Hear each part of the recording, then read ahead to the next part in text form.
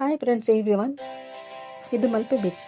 Malpe beach ಕರ್ನಾಟಕದ ಉಡುಪಿ ಜಿಲ್ಲೆಯಲ್ಲಿರೋ ಒಂದು ಸುಂದರವಾದ ಬೀಚ್.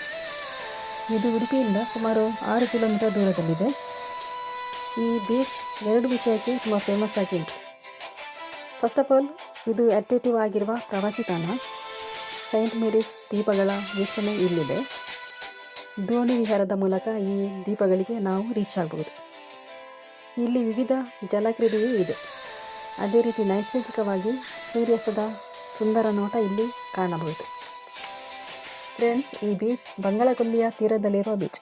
ಸೊ ಇಲ್ಲಿ ನೀರಿನ ಬಣ್ಣ ತೀರಾ ನೀಲಿಯಾಗಿರ್ತದೆ ಹಾಗೂ ಇಲ್ಲಿನ ಮರಳು ಚಿನ್ನದ ಸ್ವರೂಪದಂತೆ ಹೊಳೆಯುತ್ತದೆ. ಈ ಬೀಚ್ ಅರಬ್ಬಿ ಸಮುದ್ರಕ್ಕೆ ಸಂಗಮವಾಗುತ್ತದೆ. ಇನ್ನೊಂದು ಈ ಬೀಚ್ನ ವೈಶಿಷ್ಟ್ಯ ಏನಂತ ಹೇಳಿದರೆ, ಇಲ್ಲಿ ಮೀನುಗಾರಿಕೆಯನ್ನು ನಡೆಸುತ್ತಾರೆ. ಉಡುಪಿಯಿಂದ ನಾವು ಮಲ್ಪೆಗೆ ತೆರಳುವಾಗ ದಾರಿಯುದ್ದಕ್ಕೂ ನಮಗೆ ಮೀನಿನ ವಾಸನೆ ಬರುತ್ತದೆ. ಉಡುಪಿಯಲ್ಲಿರುವ ಪ್ರಮುಖ ಮೀನುಗಾರಿಕಾ ತಾಣವೂ ಇದು ಆಗಿದೆ. ಈ ಬೀಚ್ನಲ್ಲಿ ಮೀನುಗಳು ಹೇಗೆ ಸಿಗುತ್ತಾವೋ ಹಾಗೆ ಇಲ್ಲಿಗೆ ಬಂದಂಥ ಪ್ರವಾಸಿಗರಿಗೆ ಬಿಸಿ ಬಿಸಿ ಸೀ ಫುಡ್ ಕೂಡ ಇಲ್ಲಿ ಸಿಗುತ್ತದೆ. ಸೊ ಸಾವಿರಾರು ಜನರು ಮೀನುಗಾರಿಕಾ ವೃತ್ತಿಯಿಂದ ಈ ಬೀಚ್ಗೆ ಶರಣಾಗಿದ್ದಾರೆ. ನಮ್ಮ ಕರ್ನಾಟಕದ ಜನರಿಗೆ ಇದು ಸೀಮಿತವಾಗದೆ ಬೇರೆ ಸ್ಟೇಟ್ಗಳಿಗೂ ನೂರಾರು ಮೀನುಗಾರಿಕಾ ದೋಣಿಗಳು ಇಲ್ಲಿಗೆ ಆಗಮಿಸಿ ಮೀನುಗಾರಿಕಾ ವ್ಯವಹಾರವನ್ನು ನಡೆಸುತ್ತಾರೆ.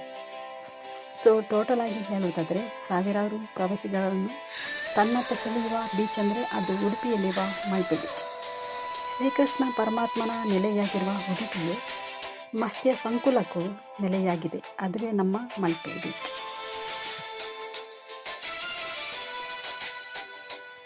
ಸೊ ಫ್ರೆಂಡ್ಸ್, ನೀವು ಇಲ್ಲಿಗೆ ಒಂದ್ಸಲ ಬನ್ನಿ, ಈ ಬೀಚ್ಗೆ ವಿಸಿಟ್ ಆಗಿ ಎಂದು ಹೇಳುತ್ತಾ ಈ ವಿಡಿಯೋವನ್ನು ನಾನು ಮುಗಿಸ್ತೇನೆ.